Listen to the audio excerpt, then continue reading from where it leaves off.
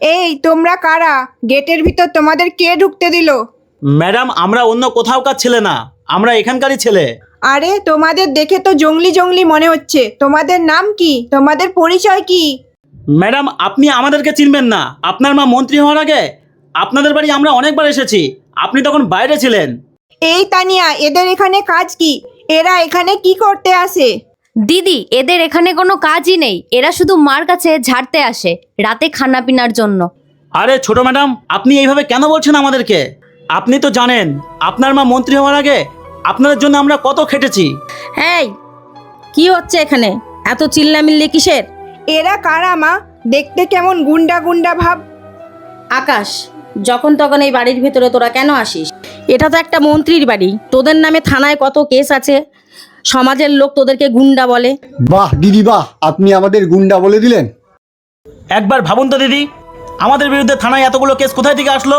আপনার জন্য আসলো। আপনি একবার ভাবুন তো, সমাজের লোক আজকে আমাদেরকে গুন্ডা কেন বলছে? শুধুমাত্র আপনার জন্য বলছে। আকাশ, মুখ সামলে কথা বলবি তুই। দিদি, আমি মুখ সামলেই কথা বলছি।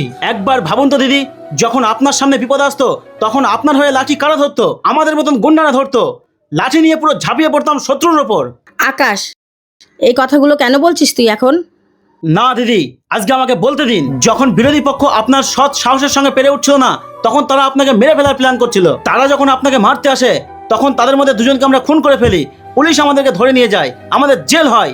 জেল খেটে যখন আমরা বাড়িতে ফিরি তখন সমাজের লোক আমাদেরকে গুন্ডা বলে। তখন কিন্তু আমরা কিছু মনে করিনি, কষ্টও পাইনি। কিন্তু আজকে আপনি নিজেই আমাদেরকে গুন্ডা বললেন। আজকে যে কষ্টটা আমরা পেলাম সেটা আগে কোনোদিন পাইনি। আসলে ব্যাপারটা কি হয়েছে জানেন দিদি? যার জন্য করি চুরি সেই বলে চোর। শোন, কিছু মনে করিস না, আজকে একটু বেশি করে টাকা নিয়ে যা, ঘন ঘন আসবি না। রাখুন তো আপনার টাকা। আপনারা আমাদেরকে 2000 টাকা দিচ্ছেন আর আপনারা 200 কোটি টাকা ইনকাম করে নিচ্ছেন।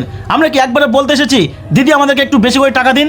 আমরা তো 2000 টাকা পেলেই সবাই মিলে হইহুল্লোড় করতে থাকি। আকাশ, তুই কি জানিস তোর এই কথা বলার জন্য আমি তোকে জেলে পুরে দিতে পারি? দিদি, আমাদেরকে কোনো জেলে টেলে পড়তে হবে না।